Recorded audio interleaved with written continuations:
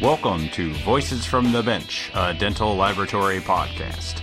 Send us an email at info@voicesfromthebench.com or look for us on Facebook at Voices from the Bench. Greetings and welcome to Voices from the Bench. My name is Elvis Dahl, and we are at episode number 31. I'm Barbara Wojin, and we are in our 30s. And Elvis, who lives in BFE, is 53 degrees up there, 95 degrees here in Florida. We both went for a very long run today. He froze his ass off, and I sweated mine. So it's a little cold up there where you are. I'm so sorry about your luck. You were jealous of my weather, and I was jealous of yours. That's kind of funny. Yeah, you actually called me when I'm running. I'm sweating, and you're like, what's the degree? I'm like, it's 95, and you told me it was freaking 3. I'm like, are you kidding me? I can't even believe that. What state are you in? It is. Thanks for knowing. Well, I know it's Indiana. Indiana. So, wow. So yeah, I get that a lot. We blend in with about 8 other states, and it doesn't matter to people on the coast. Yeah, well, I'm the one and the only flat Florida, 95 degrees in the middle of October. There's no sign of anything getting any colder. So I envy you. You envy me, I envy you. Do you own a winter coat? I mean, only for midwinter. That's it? Yeah. The only reason I ever wear a coat. I don't do coats. That's hilarious. I go from my car to the lab and I don't leave all day. So what do I need a coat for? But on today's episode, we continue the conversation with Amanda Naas, the CDT and DTG, and Amanda Naas from Inverness Dental Arts in Florida. In this second half, we get into Jeremiah speaking at conventions about analog removable techniques and the exciting decision he has made to become a denturist. We did an episode on denturism, episodes 21 and 22, for those who want to go and listen, and learned a lot more about them. But here's a technician that sees a better life for himself and his family if he makes this career change. So we continue with, if you would please, Vaughn. Naas Incorporated.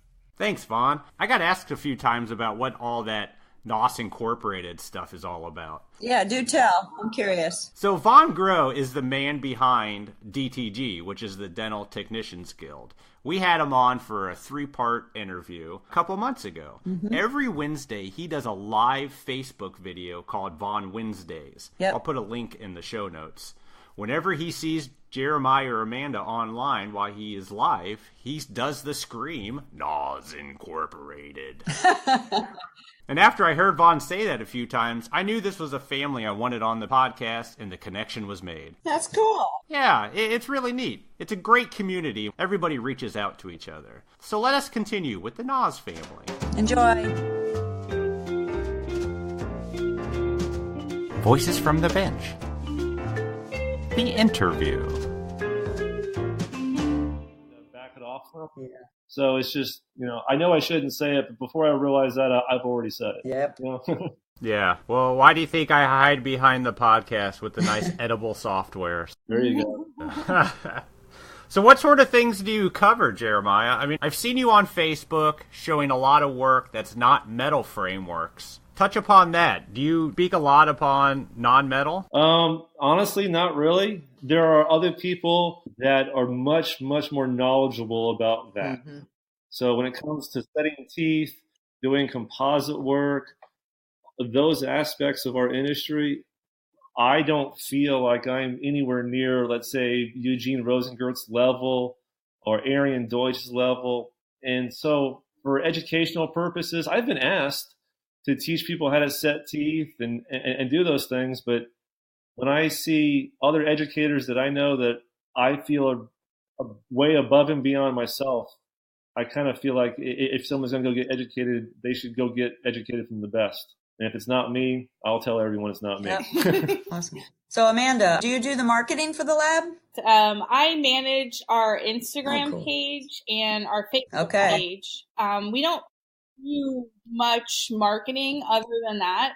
I do most of the photography. Nice. So 99% of the photos that you see anywhere on Facebook of our work, I've taken those photos. And they're unbelievable, by the way. I was going to ask you if you do photography. That's great. Well, those are iPhone photos. Yeah, that's the secret there. Wow. You know, Everybody, when I say that, they're like, what?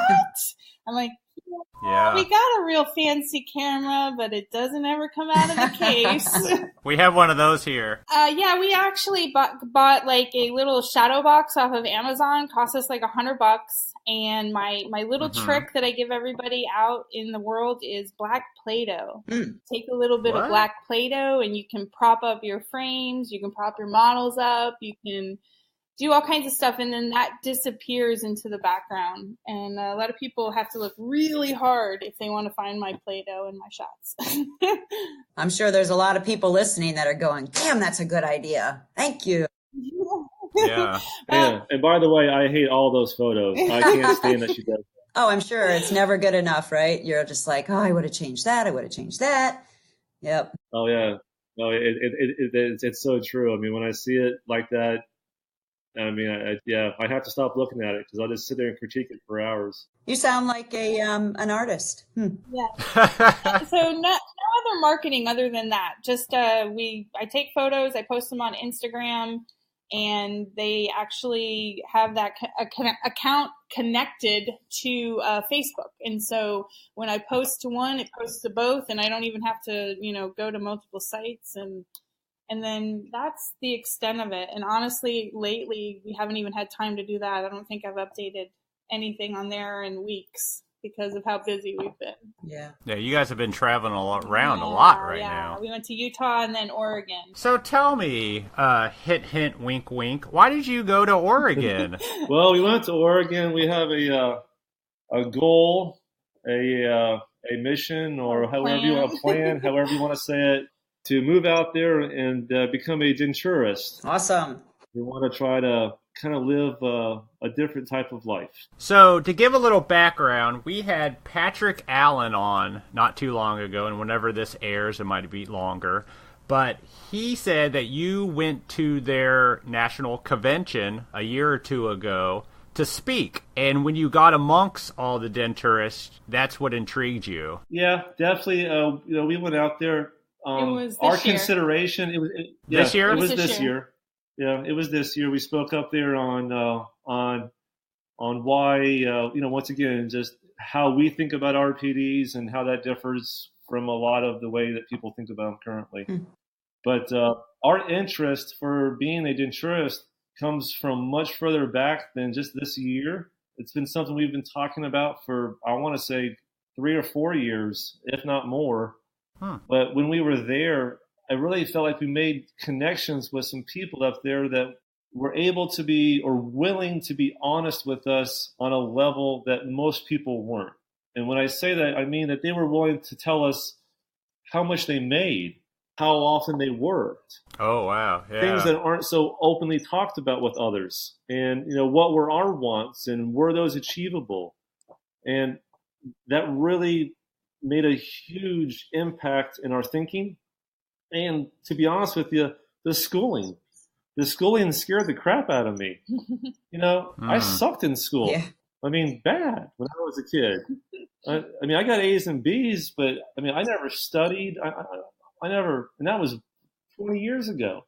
So the thought of going through school again was kind of really, really intimidating. But I remember having lunch there with one individual and him just simply looking at me and going, you sound just like me. And I'm telling you, you can do it. If I can do it, anyone can do this. You just got to have the want. Yeah. So we came back rejuvenated with the thought of doing this and then started contemplating how long I wanted to work at the bench.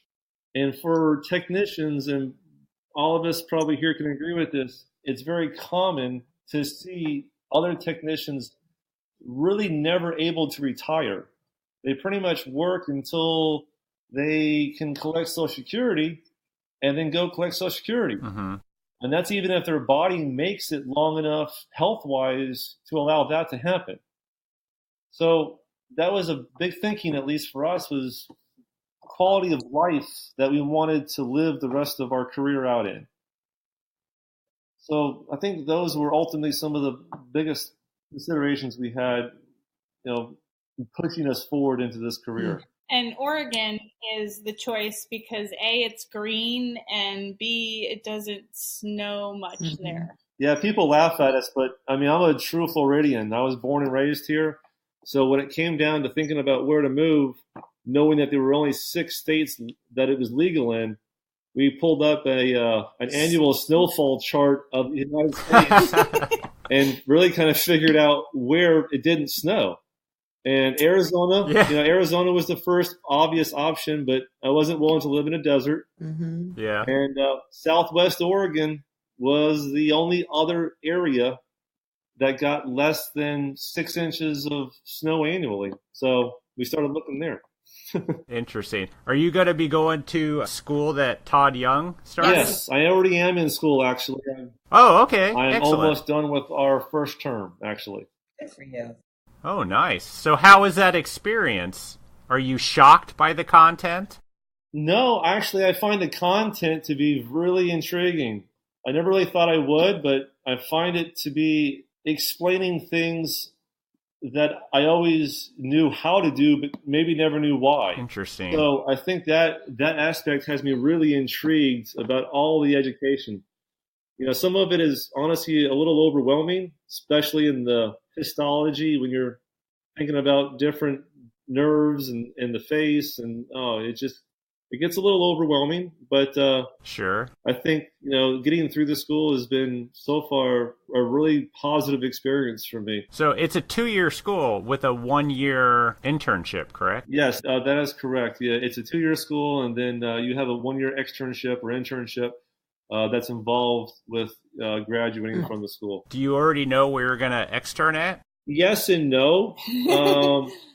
Right now, a lot of that depends on when we choose to move to Oregon. I have that makes sense. I have 2 local prosthodontists just south of me that have already agreed to let me do my internship with them. But it is a year-long process, and it is not something I can start right away. I have to get through a certain amount of schooling before they let you start your externship. Sure. So we don't necessarily know how that timing is going to play out. We may be in Oregon before then, basically. So you don't have to externship at a denturist. No, the externship can be done under any licensed practitioner, a GP, to a prosthodontist, to a denturist. As long as they're a licensed practitioner, then you're pretty good. You're going to go intern with a prosthodontist. God bless you. Yeah, well, it's one of the things, I take all this very seriously, what we're doing. Yeah. And I want my patients, my future patients, to receive the very best that I could possibly give them. And from what we receive as a laboratory side, because we already do the laboratory work for these prosthodontists, and the model work that we receive from them and the level of communication that we receive from them gives me an example of the type of work that I want to be able to do. So if I'm going to go do this, I don't want to just do it from my local down the street GP who's willing to get it done in 6 months. I want someone that's going to take me very seriously and show me the details of what I'm looking to know. Yeah, that's another good decision. It's top of the line. I just know they're tough to deal with, so good luck. When you know what you should know, then you have the right to have a firm foot. So when did you get involved with the DTG? How did that come into fruition? The DTG for us, quite honestly, was we contributed to our initial ability to start receiving work from outside of Florida. We had considered how to market ourselves, as Barbara asked earlier, and I'm not big into cold calling or spending money on flyers. So I think I heard something that came honestly from Michael Keeter, had talked about how when he wants new accounts and clients, he goes to where those clients are. And that kind of made a lot of sense to us, where if you want new doctors, then go to some doctors courses. Don't go to technician courses if you're looking for new doctors. Yeah, makes sense. It was just the idea of what he said made sense to us. So realizing that we were a removable lab only, we quickly kind of realized that we had a niche for producing high-end RPDs that were combination frameworks with crowns. So we really just decided to spend the money and fly out to Utah. We were not DTG members at the time. We just flew out there because we heard about how the quality of people that were attending these shows and how we wanted to be of that same quality. Yeah, we went 3 years ago. We've been every year since, but we went 3 years ago, and that year they had Richard Greenless was the finale speaker. They had Bill Murray. They had Terry Foey. They had Skip Carpenter. They had numerous, what we would consider, these people in the industry that were, doing great work. And so it was a kind of like an investment. We decided we would go there. We got business cards. We got a suit for Jeremiah, and we spent the money, and we went out there and decided we would hang among these people and see what it was like. And we made a bunch of friends, and we were truly just hanging out, because what I'm realizing, and the reason that we don't go do a lot of shows in terms as just a person sitting in the crowd, is there's no RPD education. There's not a lot of analog denture education out there. So most of these shows are ceramic based or zirconia based education. So for us to go there was really just sitting there watching all this amazingly beautiful ceramic work that honestly didn't apply to our education per se, but it did put us side by side, sitting next to people that would look at us and go, "Why are you here?" and we would tell them, we're here because, we want to understand more of what you do. I want a better, communicative ability to talk to my clients because I understand more of what they have going on. And that spoke to one particular individual more than others. And we came back from that meeting maybe about 2 or 3 weeks later, and he contacted Amanda through Facebook, and long story short, we started doing some work for him, and then it just became kind of a spread of a word of mouth. Yeah, it was, hey, you're having trouble with frames? Have you talked to this guy? And, and then Jeremiah became that guy, that it fixes your problems. That fixes the frame problem. Well, I know your name has come up a couple times on the podcast, just people mentioning that you do their frames for them. You're famous. That was 3 years ago, and that was the first account. And then, like he said, we're probably 80% mail-in now and 20% local work. Wow. Demographically. Yeah. So. And to get back to your original question, I think I've been a DTG member for going on 2 years now. Yeah, a little over 2 years now. And it was just something that, I kind of really, really bit into the family aspect of what they offered. And the friendships that we made were legitimate friendships. I mean, not just things that you have this nice conversation with someone while you're there and then go home and never talk to these people again, but really true, heart-to-heart relationships. I mean, we're even flying to Michigan next month so we can go attend the wedding of one of the people that we met at that show. Really? Wow. It's one of those things that I don't have many friends, and I pretty much have zero friends when it comes to my local community, because people don't understand the life that we live and the challenges that we live. So when you meet other people that understand that, man, it hits home. It's true. A lot of my good friendship is with people that I've met through the NADL and CalLab and various other industry-related groups, and it's so very true. I think we're all just so weird we can only hang out with each other. How did you two meet, Amanda? I was a restaurant manager, and he came through my drive-thru. There. Aww. And we started talking, and one thing led to another, and he bought a house here in Inverness and asked me if we were dating at the time, if I wanted to move in. And I had a daughter from a previous marriage, 8 years old, and so he kind of assumed the stepdad role in her life. And shortly after us getting together, we were married, and then I was integrated into the lab life. So we tell everyone it's the PG version of how we met. That's great. So your version. That only happens over a lot of beers and. Yeah, a podcast probably can't air that anyway, so that's great. She just smacked me. So. The question is, Jeremiah, did she get your order right that first time? I have no idea. I was too busy looking at her. There you go. Nice. Good answer. Good answer. So, yeah, that's what we have going on. You know, the denturist thing is really strong right now. We're actually flying back to Oregon in January so that we can relook at our kind of a selected area in the winter so we can be sure that this Florida boy can still be there. Yeah. So that's kind of our plan. We're going to come back from there and really put some things in action to start making the move happen. We're pretty excited about that aspect. What about the idea of fighting for making it legal in Florida so you can go back to your home state? You know, I did. That's kind of an I don't want to say an emotional story, but for me, it's I have a lot of feelings behind it.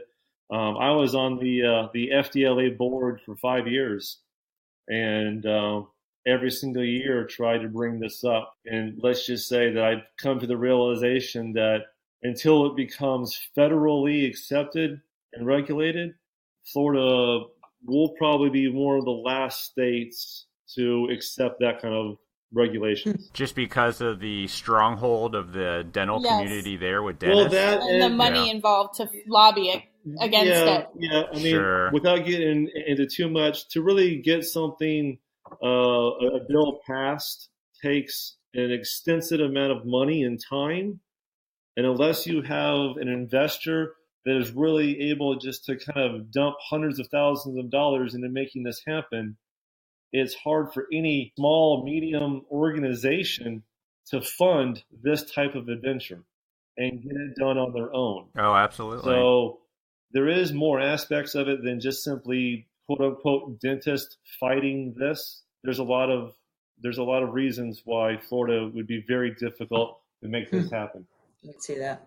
Sure. And I hope at some point we'll have denturist back on to discuss that more, and maybe we can have you join that conversation. Yeah, I mean, we would love it. I think it's worth talking about. I mean, I would really love it, to be able to do it. And here in Florida, it would make other things much easier, of course. But it's one of those things, it is what it is. And these are what we're going to have to do. Well, excellent. I appreciate you guys coming on. I do have one final question, Jeremiah. Maybe a lot of people don't know about your beard.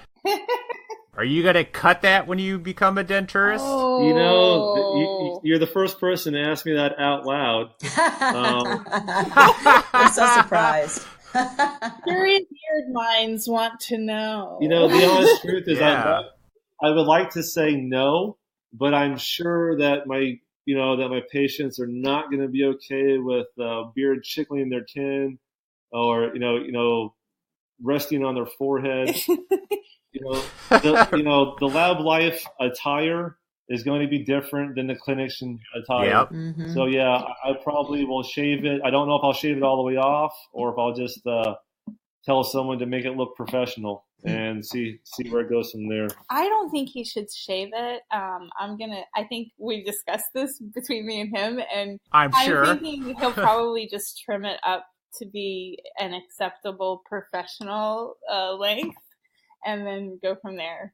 But yeah. It needs to get trimmed now. I mean, I fight with it every day at the lab, to be honest with you. I really kind of need to just kind of tuck it in. Yeah, my darn articulators, that vertical pin, it loves to pin my beard. I can see that.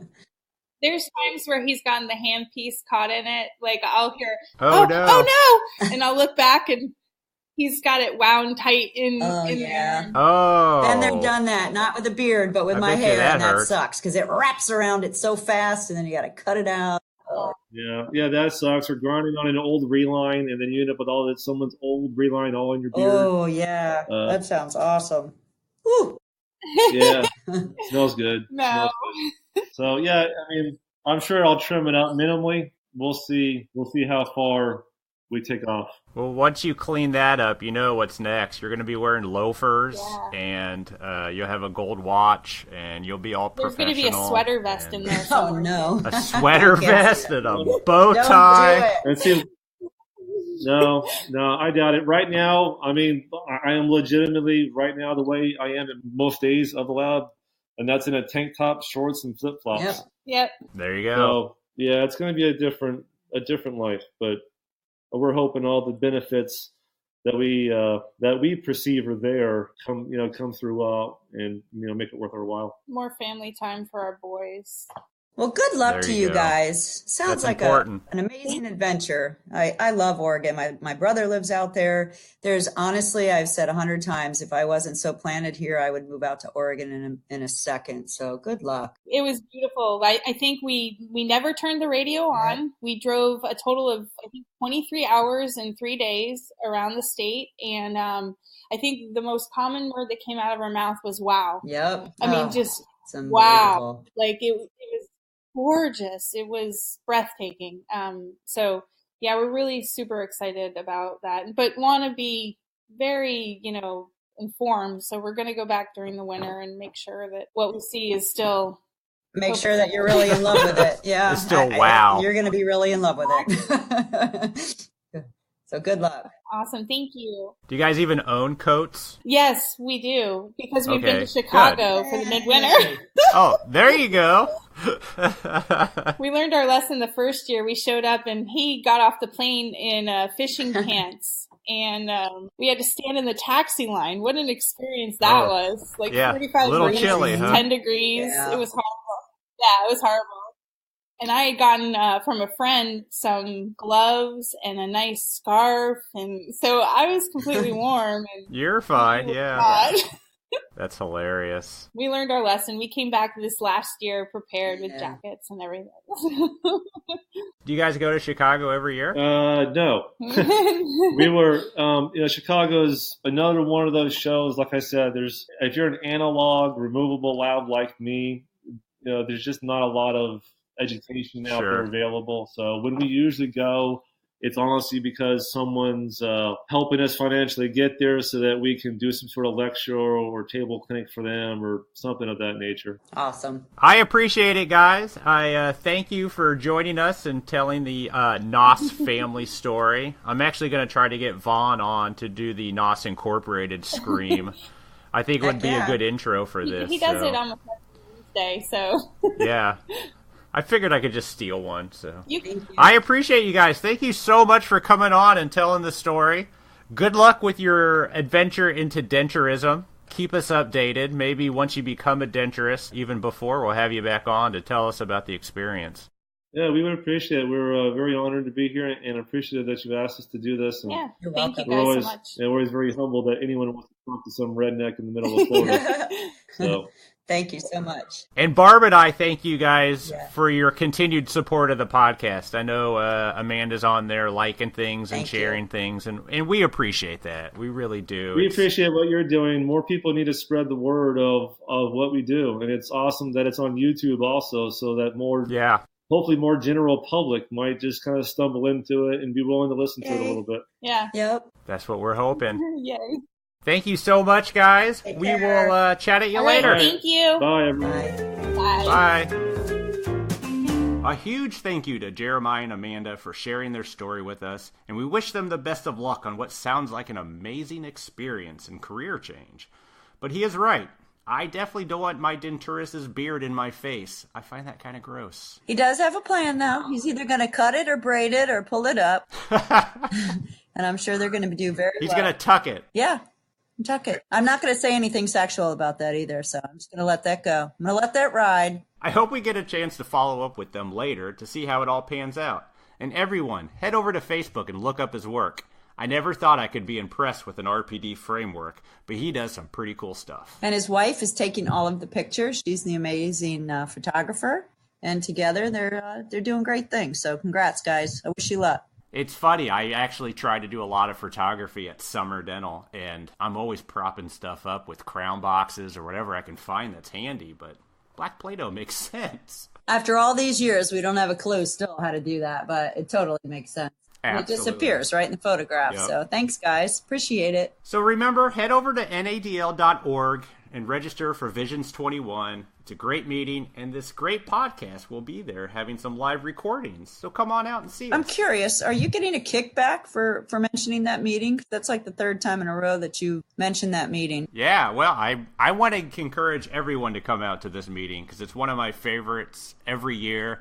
I think it's some good content, and I really, really want to record and meet some of our listeners. Okay, makes sense. All right, so definitely I'm going to echo that. Join us at NADL Visions in January. Get registered, get signed up. It is actually one of the best meetings of the year. We have a lot of fun. It's Vegas, of course, so what happens in Vegas stays in Vegas. Except for the part that we record, because we will bring that outside of Vegas. And there will be Fireball at our table during recordings. So. And I will not be partaking in that, because if so, you're going to have to bleep me like 100 times. So I'll be behaving. Well, that will take all the fun out of it. Oh, I know. I have to act like I'm going to behave anyway, so. That's true, because they won't let you in. Mm-hmm. I have to maintain a reputation. Yes, you do. No matter how good or bad. Next week, we are back to the roundtable discussion. It's been a while since we've done a roundtable episode. Usually it's because of the logistics of everyone being available at the same time.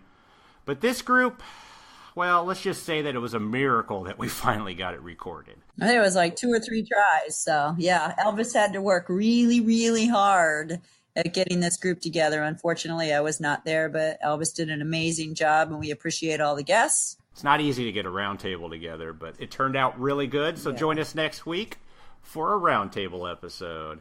So before we sign off today, we want to give a big shout out to a friend of the podcast and a friend to our industry. Sean Nowak of the Framed Nowak Dental Supply is competing in his first full triathlon next weekend in Florida. So good luck to you, sir. And as I always remind people, don't fall off your bike. Hold on.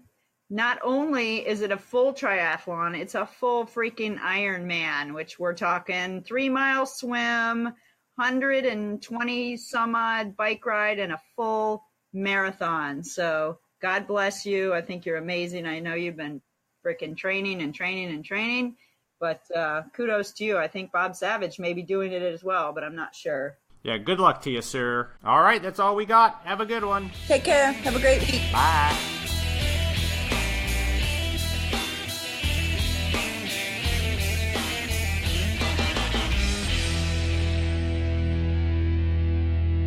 Barbara, how the f*** are you? And you can bleep me.